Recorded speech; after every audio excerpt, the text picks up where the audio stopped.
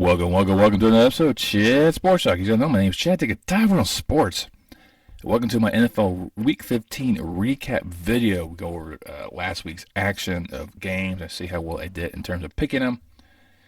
Maybe threw a few surprises out there here and there, and some possible injury injury updates that could affect future games, and give out who clinched and who didn't. But before I dive in all that nonsense, if you could, go ahead and give me a thumbs up, especially like content provider. Really please you two guys. Really help promote the channel out. There's a subscribe. A lot of you guys are viewing my work. A lot of you guys are not subscribed. I am getting a lot of you guys subscribing, and I appreciate every single one of you that comment, likes, and subscribes. It really helps promote this channel. It really helps me keep going. Please continue to do that. It really helps me continue this journey I'm trying to do, and I appreciate every single one of you that subscribe. For those who haven't, it doesn't cost you a dime. You can help a brother out. Let's go over last week and how I did in terms of predictions. If you watched me last week, it was pretty terrible. I went 7-6, and I was hoping to improve that. Full slate of games, and boy did I ever. Went 12-4. There's a few games I kind of went on a limb on. And there's a couple ones I didn't see the way they went. So let's go ahead and just dive right into last Thursday action between the 49ers and Seahawks up there in the Emerald City. Now, I did go with Seattle on this one just to because I didn't know about Purdy's status. He was kind of banged up at his previous week victory against the Buccaneers. And I wasn't sure he was going to be 100% for this game. Plus, not having Deebo Samuel, I don't know how that would affect the offense. Kind of little. McCaffrey went off. He had over 100 yards rushing. George Kittle was their favorite receiver, getting 2 touchdowns and almost 100 yards receiving. The 49ers are doing everything they can, just minimize the offense for Purdy, ensuring that Brock is very successful in the 49ers offense. I think they could throw Baker Mayfield in this offense, and Baker will look excellent. And the defense is pretty stout. And that's what pretty much was. It took out Geno Smith. It took out the running attack. It took out the receivers. There's one of the things I thought Seattle's offense might have been a little bit better at this game, just because of the uncertainty of maybe Brock couldn't repeat his performance he did the previous week. His injury concerns and losing a weapon didn't slow him down. 14-3 at the half. 49ers never look back. They ended up winning 21-13, clinching the NFC West and their seat at the table in the playoffs. Then we head into Saturday. That's right. There's 3 games on the docket on Saturday, and we'll start off with Jeff Saturday taking his Indianapolis Colts up to Minneapolis to take on the Vikings. And this one was different, to tell you the truth.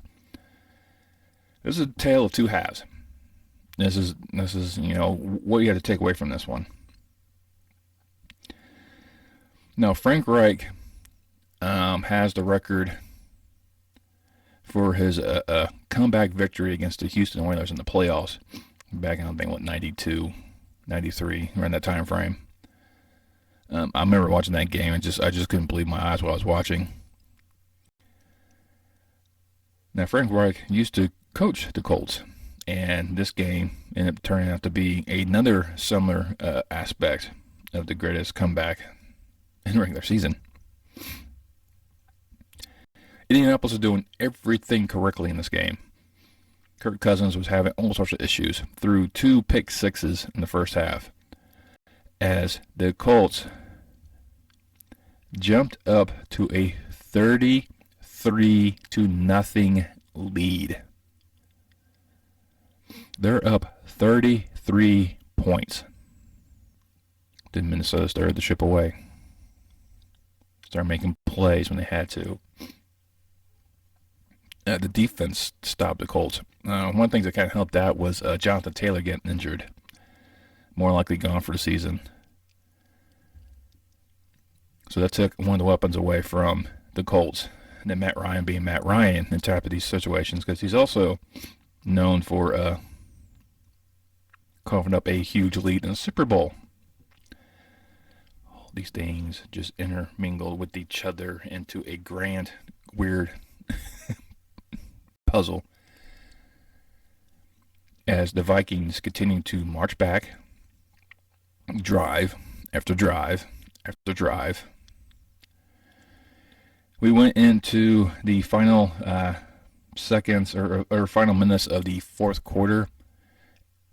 Vikings down by 8. Get their touchdown and 2-point conversion to tie the game at 36 to send this to overtime, in which the Vikings end up winning with a game-winning field goal, 39-36, capping off the NFL rally record, and also clinching the NFC North for the first time in a few years, and putting them as, in the playoffs as well. Then we head to the shores of Lake Erie up there in Cleveland, Ohio, as they play host to the Ravens, who are without Lamar Jackson once again. This one was not as exciting as the previous game. It was a sloppy going. Deshaun still trying to find his foothold. The Baltimore's defense is no joke either. They will go after you quite a bit, especially with Walk-On Smith now as their leading linebacker. Big, not really big, but very slow, methodical, very bad offensive output by these two teams. Cleveland had a better output in terms of putting up points. It was only 6-3 at the half. Deshaun was able to throw a touchdown as Cleveland just did what they had to do. Stifled the Baltimore's offense and walked away with a 13-3 victory. Then we head over to Western New York as the Bills playing host to the Dolphins, and the big talk of the day was how much snow was going to be on the field. Well, at game day, there wasn't really much snow on the field at all. There's more snow in the stands, which will come to play later. But majority of the storm was north of Orchard Park in the Buffalo downtown area more than where the Bills are playing at. It was still cold, but the big aspect of this was the Dolphins' running game. They were actually pretty prominent. They were Mustard actually had over 130 yards rushing on 17 carries, so he was actually doing a lot for the Dolphins, which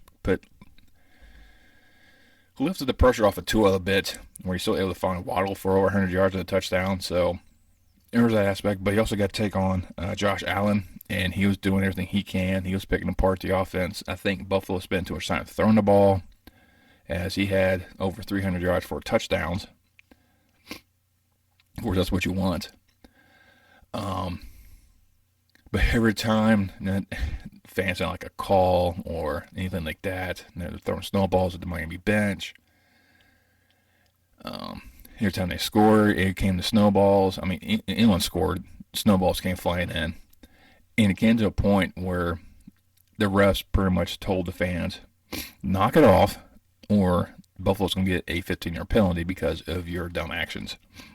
Which didn't sit well too well with the Buffalo fans, and let them know with their one-finger salutes their appreciation of the men in stripes.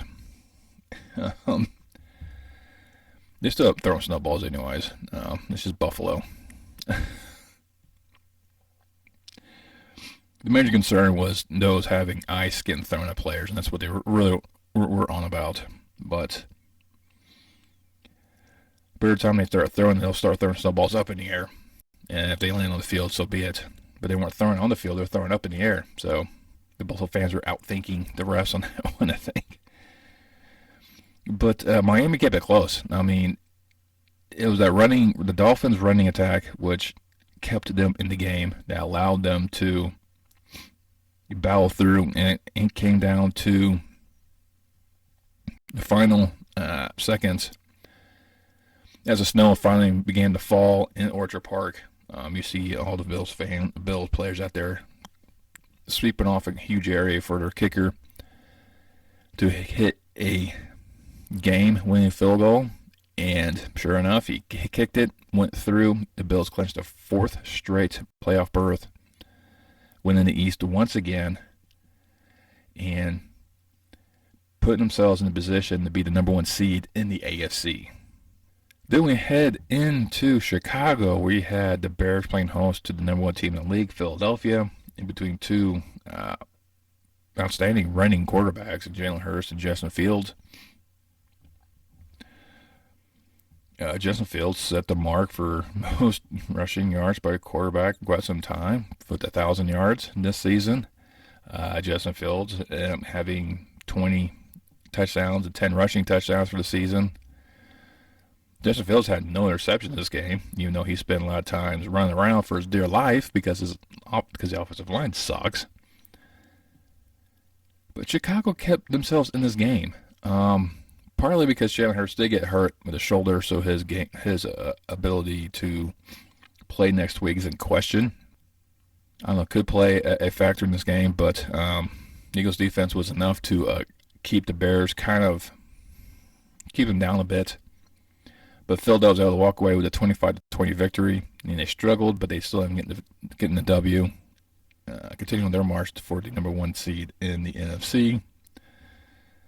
And then we head down to New Orleans between the battle between the Saints and the Falcons to see who would keep pace with that NFC South division, which will have a losing team winning that division. And I'll let you know that playoff system's got to get fixed somehow. This is an ugly game. This is Ritter's official start.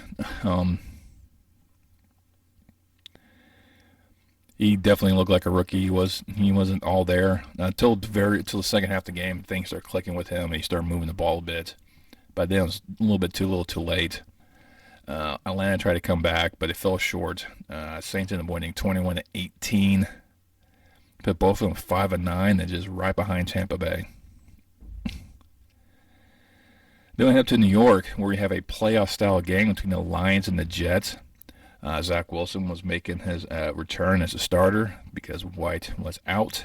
He ended up having over 300 yards passing, 2 touchdowns. But it really was the Lions' tenacity to really kind of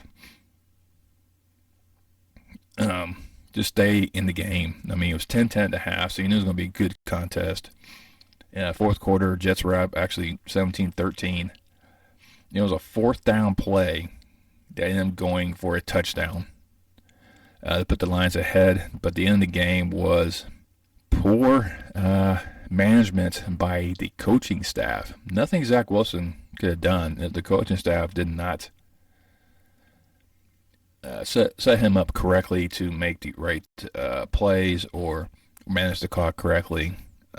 Zach could have done himself too, but a bit more in the head coach in this one, as the Jets tried to put themselves in a position to either tie the game or win it, failed to get in that position, and Detroit escaped New York with a 20-17 victory, keeping their playoff hopes alive and putting the Jets in question. Then we head down to Carolina, where the Panthers are playing host to the Steelers. Now, with this one, I really thought Carolina would go in there and take it to Pittsburgh because there's some issues with the Steelers I wasn't too keen on, especially with Trubisky now back as QB1. As a Bears fan, I know how he is sometimes. And Carolina's been, like I said, punching above their weight class, and they've been fighting with games, beating teams, keeping up with teams they shouldn't be keeping up with or beating at all. Darnold is actually trying to get back in his flow. He had having 200 yards passing. Najee Harris was effective in the running attack for the Steelers. T.J. Watt was being a thorn in the Panthers' side, as Pittsburgh just muscled their way to a 24-16 victory, keeping their slim playoff hopes alive and keeping the possibility of not having Tomlin have any losing season, even though I already put that mark on his resume already. It's just a matter of time, I think. But Steelers continue to win, and the Panthers are still in the hunt. Despite a 5-9 record, which is shared with Atlanta and New Orleans. You'll see why here in a minute when I get to the Buccaneers game, but that NFC South is atrocious. Then we head over to Jacksonville, where the Jaguars playing host to the Cowboys. Now, I did pick Dallas, but I said I wouldn't be surprised if the Jags won this game. It's just how Jacksonville's been playing. And Dallas started off great. They were up 21-7 at halftime. Figured, okay, no worries. Then they got this game in the bag. Not so much. Trevor Lawrence had over 300 passing, 4 TDs. Antonine had over 100 yards rushing for the Jags.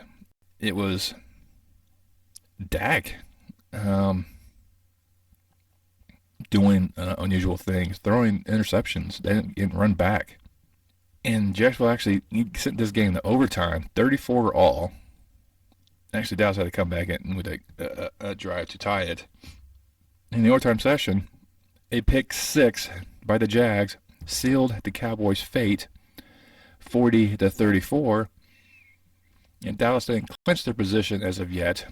Some scenario had to play out for him to clinch, but had their destiny in their hand, and just the play calling was just a major factor. I don't think Kellen Moore is a viable head coaching candidate, even though everyone thinks he is. With all the talent this team has, they should be a lot better than what they are. And that goes with the coaching staff. I don't know if Quinn needs to be the head coach, or maybe Sean Payton probably take over next year, depending on how Dallas's season ends. Depends whether or not McCarthy stays. But Dallas should have won this game. They had the talent to do it, and they just fell short. And the Jaguars' offense was too much for that Dallas defense. That Dallas defense is showing holes. So there's a lot of question marks right now floating around Dallas. They're still one of the best teams in the NFC. Don't get this twisted at all. They're definitely a threat in the NFC. But they're not impervious to criticism. Then we head down to Houston. We all know what the Texans did with the Cowboys. Took them to the brink, and the Cowboys had a last fourth quarter drive to come back to win. The Texans took it to the Chiefs. The Texans just kept sticking around. They kept, just nitpicking it and just getting in there, disrupting Mahomes, whatnot. It was 14-13 and a half. Houston was up. Kansas City had to get a touchdown 2-point conversion to tie the game. That's how bad this was. And went to overtime. Chiefs had it first, couldn't do anything. Houston got it. Fumbled, recovered by the Chiefs. They're like, okay, we're just run it to set it up for a game-winning field goal. McKinnon's like, no, dog, I got this. Busted out a game-winning touchdown. And the Chiefs went to H-Town. Escaped with a 30-24 victory, continuing their march in the AFC as they are West Division champions once again. And we'll just see how this one goes. And then we head up to Mile High, where the Bronx playing host of the Cardinals. The two backups were playing, Brett Rippon and Colt McCoy. Colt McCoy actually got knocked out of this game, so he went to the third string in Arizona. And it was still an ugly contest, which I knew was going to be anyways, between these two. 6-3 Arizona lead at the half. But Rippon was able to get things going, as well as Murray on the ground, as they both had a touchdown each.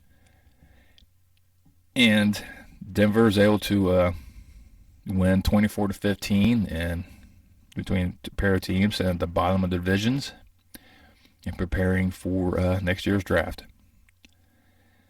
Then we head to Vegas, and this game went down to the wire. Between Josh McDaniels and Bill Belichick. McDaniels used to be his OC, so they kind of know each other quite well. Vegas was up early, 17-3 at the half, but things were just worked out. Ended up being 24-24. Final. It comes down to the final play of the game. That's what it is, 24-24. So New England was like threw the pass and like, okay, guy's running, about to get tackled. He throws behind him. He lowers it. Okay, let's get this play going. See what we can do. Got a little miracle here. And then the next one threw it back something like 10 yards right into a Raiders' hand who just bulldozed Mac Jones to the ground and ran in for the game-winning touchdown. I mean, why? Why do that? Of all the things to do, that was probably the most dumbest thing to do. You're in there going, it's 24-24. I'm surrounded by Raiders. There's no way we're going to score. Let's just go ahead, hit the ground, and go into overtime. At least we have a better shot at possibly winning. Instead of trying to do some miracle on ice BS, and they got caught short. The Raiders used that luck to beat the Patriots and keep their playoff hopes alive. And then we head out to LA where the Chargers and Titans were facing off in a key matchup. The Titans are looking, their hold on the AFC South is in question, and the Chargers' season is kind of up in the air, which seems to be their MO most of the time. Herbert didn't have a very good game throwing touchdowns because he had nada. He did throw 2 picks. Over 300 yards passing. Derrick Henry was doing everything he could. He was being the king once again, over 100 yards with a touchdown. It actually went back and forth, which I kind of figured it would have been. I really thought this game was going to be a close matchup between these two, just because how they play each other. I gave more to the Chargers because of the names they have on their special defense. And Herbert actually engineered a game-winning drive, and the Chargers able to escape Tennessee 17-14, put the Chargers kind of in the driver's seat for a wildcard position. And now the Titans are only a game ahead of Jacksonville for AFC South. So the Jags are now on the hunt, and the Titans need to get something figured out quick, fast, in a hurry. They're going the wrong direction. Then we had Tampa Bay where you have the GOAT hosting Joe Cool, and this game was one-sided early. Tampa Bay was up 17-0 at one point. It wasn't for a last-minute first half drive that actually gave Cincinnati some points.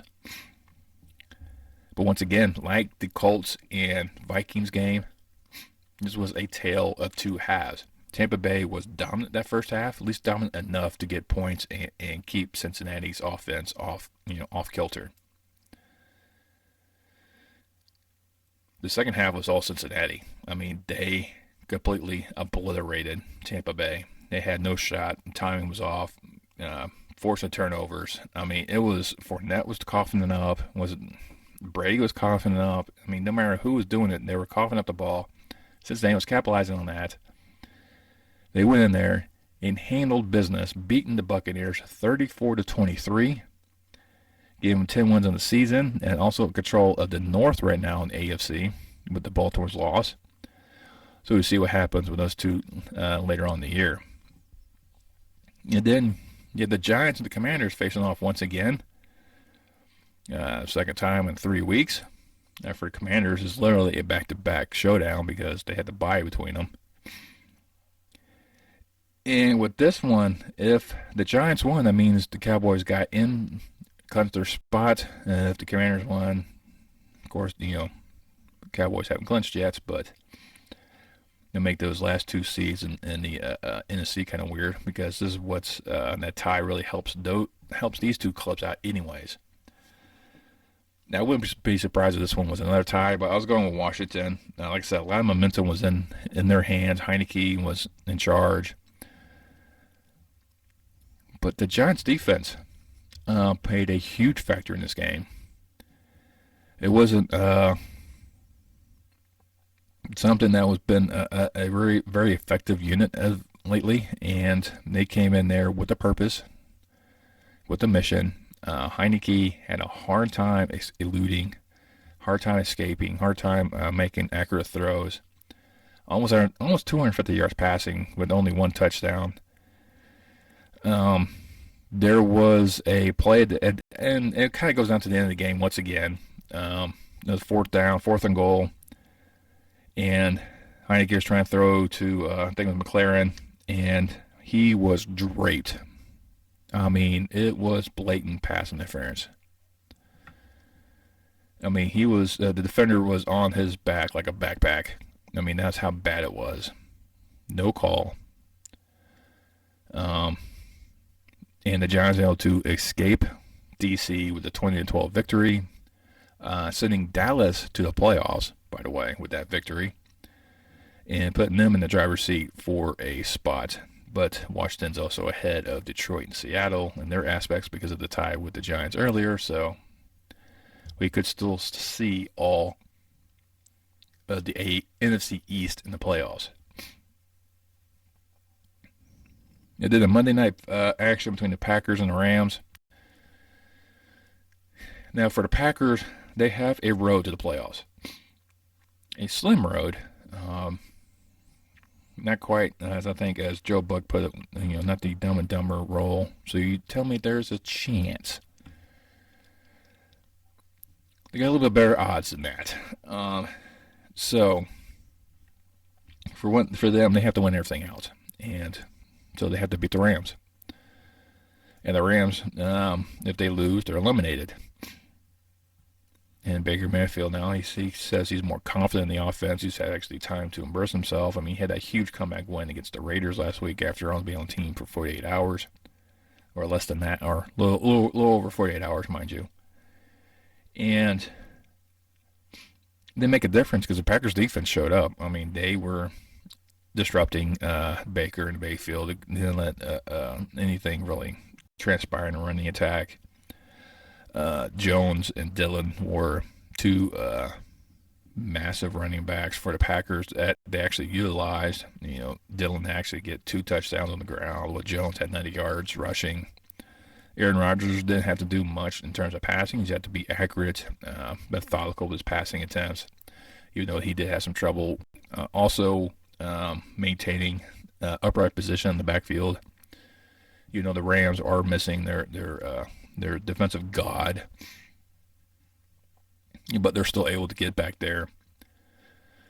But it's Aaron Rodgers being a very quality quarterback, doing what he had to do, and they doubled up the Rams 24-12 to maintain their slim possibilities of getting in.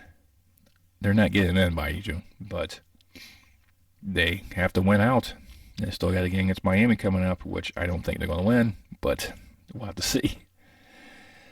But, like I said, keeping their slim playoff hopes alive and walked away with a 24-12 victory.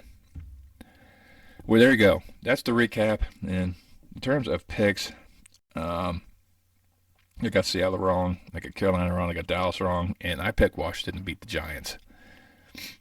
So those are only 4 games I got wrong, which my eyes, I did pretty well in terms of all that. But hey, just let me know down below which game surprised you the most. For me, it definitely was Jacksonville over Dallas. I didn't think I wasn't surprised they won them, but I think I was more surprised at how they won. I think it's more what I got from that one. Which 2 teams do you think are the biggest, have the best chance, let's say, of making the Super Bowl? My 2 picks are still in. We'll see how that happens. Just let me know down below. While you're there, making those comments, you can hit that thumbs up once again. You can also share this video with friends or family. It helps promote the channel out. Once you subscribe and you click that bell icon, make sure you turn on your notifications so next time I post any more content on my channel. And I'll see you next time on Chat Sports Talk.